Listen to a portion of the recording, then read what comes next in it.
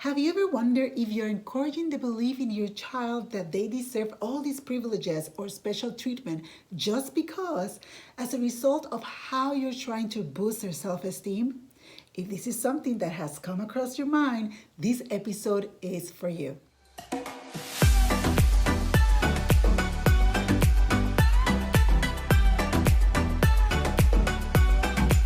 Hello there, welcome to Parenting Hacks with Dr. Yanina. As always, it is a privilege and an honor to have you in this week's episode. Thank you so much for watching. If you're watching the video or if you're listening to the podcast, thank you so much for listening.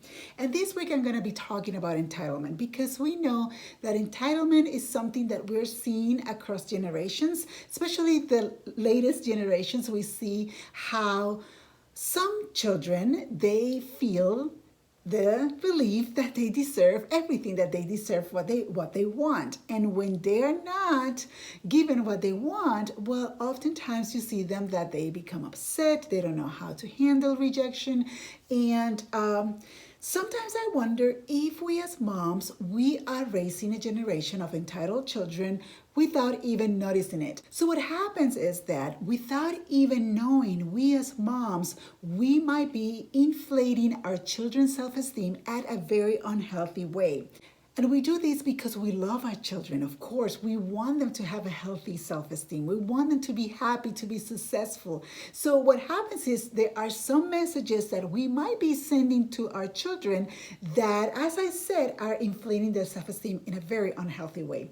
Couple of examples of the messages that we might be sending our children that are really not very healthy is you are the most talented child in the world. No one is more talented than you are. Right? You know, we're telling them that they're the most talented, or maybe we're telling them that no one can be better than them, that they are the best at everything they do. Maybe they say that they want something and we get it for them right away. I want it, no worries, you've got it. So when we send them that type of messages, what we're doing is that we're feeding that I deserve it attitude. Right? Because I'm the best. No one is better than me. I want it. I get it. I deserve it. So we are unconsciously feeding that I deserve attitude in our children. And what happens is that because they start believing that and they start kind of owning that I deserve attitude, you start seeing lack of motivation and effort because they are like, why do I have to bother? I mean, my mom can do it for me. My teacher can do it for me. My brother or sister can do it for me. I deserve it. They can do it for me. And they also develop that I don't care attitude too. Why would I care? Someone is going to clean up my mess. My parents are going to clean up my mess. My siblings are going to clean up my mess. Why should I care, right? So that's why we have to be very, very careful what kind of message we send our children. And I know that if this is you, I know you're doing it because you love them and you want to boost that self-esteem. But we have to be very careful the message we send to our kids so that we do not boost that I deserve attitude, which is not what I'm sure that you're intending to do. So the hack I want to share with you this week is to teach your child the difference between deserving versus working for it attitude. You know, they need to learn that in order for them to get something, in order for them to get good grades, in order for them to get an award, in order for them to be, ahead of the game, they have to work very hard for it. It's not that everything is going to come down from heaven, right? So, for example, if your child says to you, I deserve a new video game because the one I have sucks, right? Or maybe I deserve an iPhone upgrade because all my friends got it, right? So those are kind of a signs that your child is into that I deserve attitude. They need to understand that in order for them to succeed, they have to give effort, and effort will lead to results that will lead to success, right? So we need to teach them the value of working hard and that there is a relationship between effort,